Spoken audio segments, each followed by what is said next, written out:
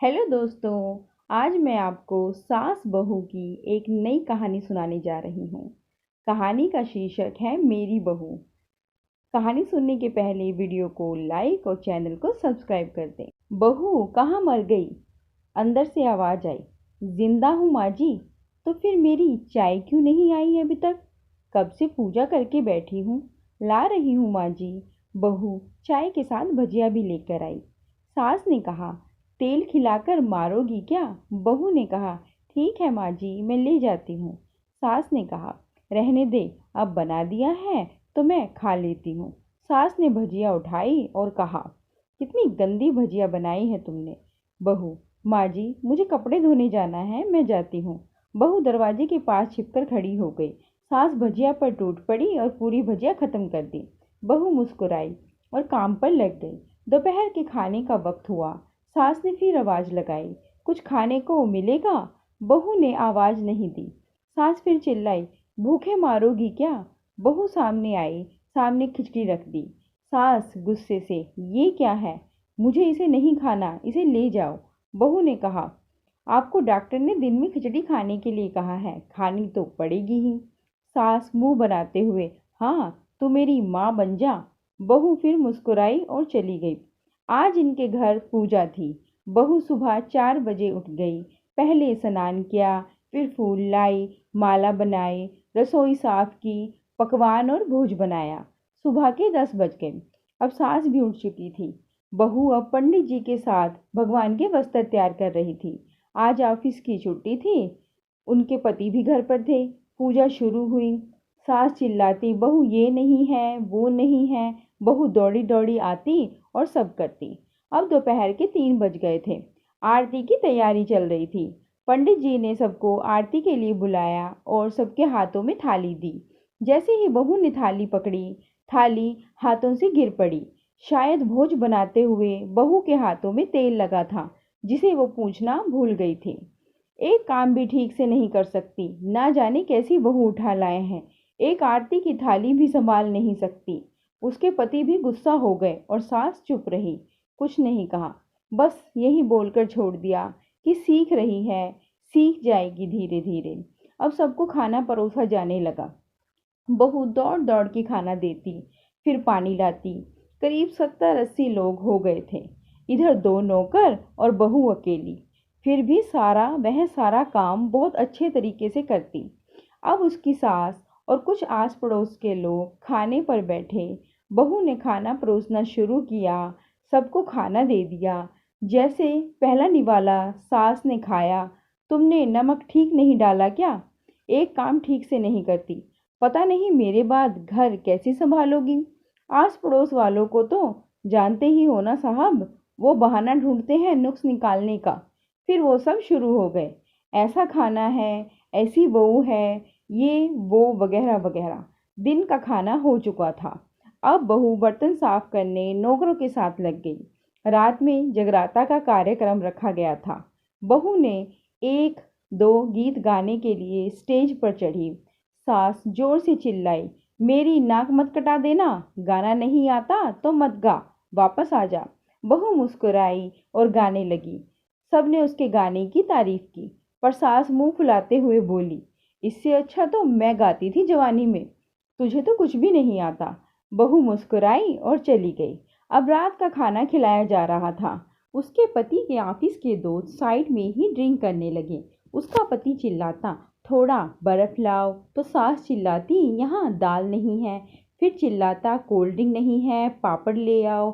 इधर उधर आखिरी में उसके पति की शराब गिर पड़ी उसके एक दोस्त पर और बोतल टूट गई।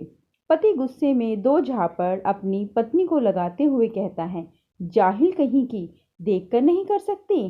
तुझे इतना भी काम नहीं आता? सारे लोग देखने लगे। उसकी पत्नी रोते हुए कमरे की तरफ दौड़ी। फिर उसके दोस्त ने कहा, क्या यार, पूरा मूड खराब कर दिया। यहाँ नहीं बुलाया होता, हम कहीं और पार्टी कर लेते। कैसी अनपढ़ गवार बीवी ला रखी है, उसे तो मेहमानों की इज्जत और काम करना तक नहीं आता। तुमने तो हमारी बेइज्जती कर दी। अब आस पड़ोस की औरतों को और बहाना मिल गया था। वो कहने लगी, देखो क्या कर दिया तुम्हारी बहू ने, कोई काम की नहीं है। मैं तो कहती हूँ अपने बेटे की दूसरी शादी करा दो, छुटकारा पाओ इस गंवार से। सास उठी और अपने बेटे के पास जाकर उसे 2 थप्पड़ मारे और कहा, अरे नालायक, तुमने मेरी बहू को मारा? तेरी हिम्मत कैसे हुई? तेरी टांग तोड़ दूंगी।